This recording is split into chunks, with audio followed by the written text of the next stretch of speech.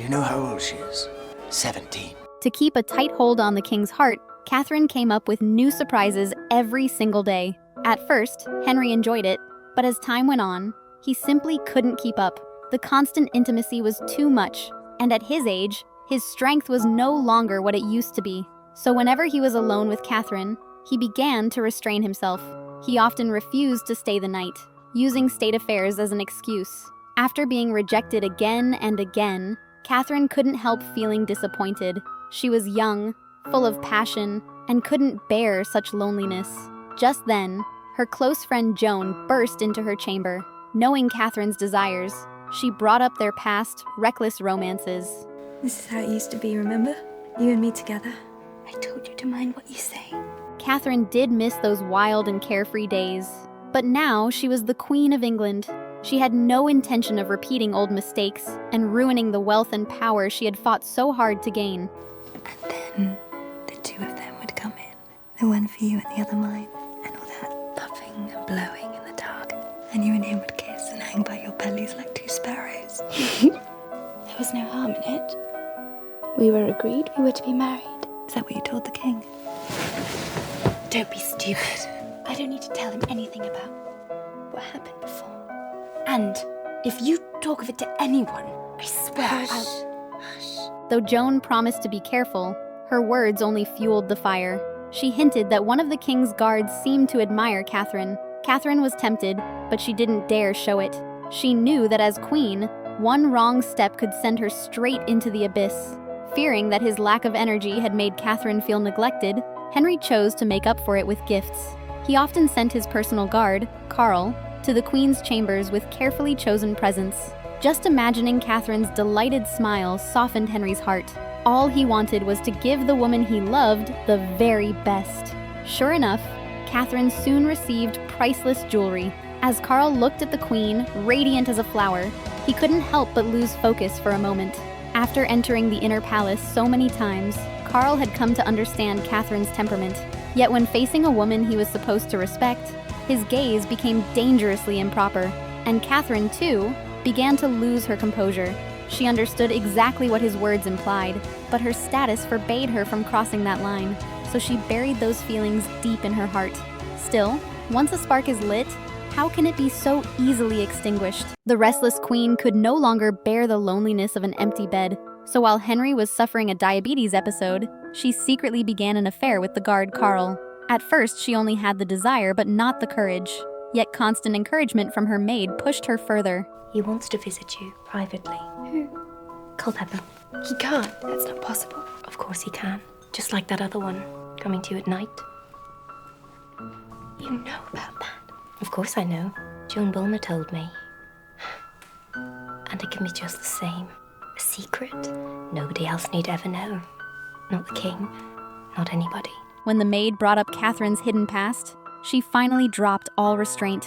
That very night, under the cover of her close friends, Karl was secretly brought into the royal bedchamber. What followed felt almost inevitable. Henry, who had spent his life indulging in pleasure, would never have imagined in his wildest dreams that the young wife he adored so deeply would betray him simply because his body had failed him. Bathed in the glow of forbidden love, Catherine regained her former vitality and danced joyfully with her maids. As soon as Henry began to recover, the first thing he wanted was to see Catherine. But when he pushed open the door, he was met with the sight of her dancing happily, and disappointment washed over him. While he had been suffering an illness, her mood seemed completely unaffected. I trust you found something to amuse yourself while I was away. I missed your majesty so much. I hope they gave you my gifts. Gifts are not you. Fortunately, Catherine reacted quickly. The moment she spoke, Henry's face lit up with joy. He immediately stepped forward and removed the ring from his finger as a gift to her. This alone showed how deeply Henry doted on Catherine. Yet his love came with a condition. I'm going away tomorrow for a few days. But tonight I'll visit your bedchamber. And nothing would please me more than for you to conceive my child. She had to bear him an heir. Catherine understood this clearly, but having already taken a lover, she began to feel a growing resistance toward Henry. This was the final chapter of Catherine's life, as she sat in the Tower of London, awaiting her verdict. Catherine Howard, I have to tell you that you are going to die. You'll be taken to your place of execution tomorrow morning, the 13th of February.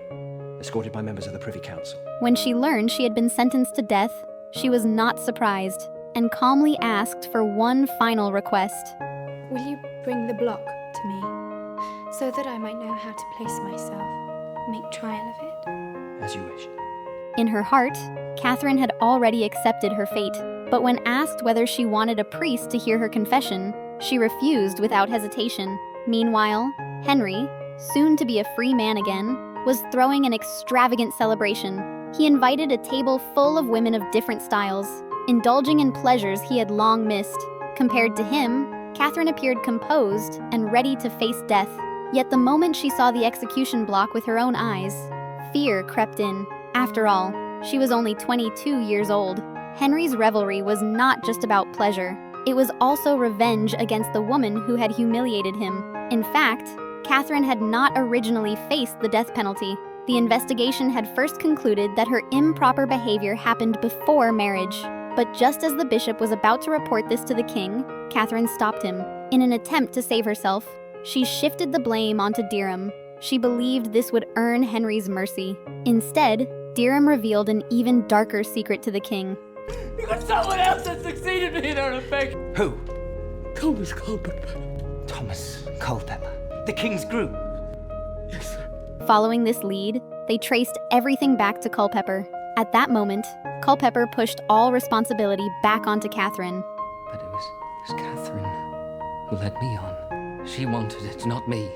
Her servant, Lady Rochford, she provoked it and acted as a procuress, like some madam in a brothel.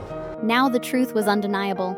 Henry realized he had crowned a promiscuous woman as queen. Worse still, even after marriage, Catherine had dared to have an affair with the king's own guard. Enraged by the truth, Henry exploded in fury. What has happened? It's your fault. Your fault. You solicited me to marry her. How misfortunate I am to have so many ill-conditioned wives. I vow that any pleasure that wicked bitch got from her wantonness will be nothing in comparison to the pain she's gonna feel at the hand of my torturers. We have a problem. This is Louis's bedchamber. As you can see, it has fallen off the schedule of works. Mary wanted to consummate her marriage with Louis, but when she arrived at the room, she discovered that her rival, Madame du Barry, was using her power to delay the renovation of Louis's chamber. She was deliberately sabotaging their wedding night. Mary decided to wait until they returned to Versailles, but the ambassador warned her not to confront the king's mistress.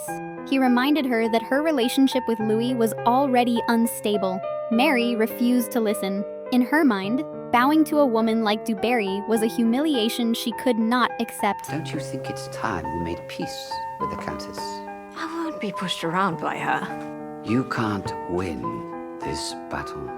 She has declared war on me, Mercy. I shan't be the one to surrender.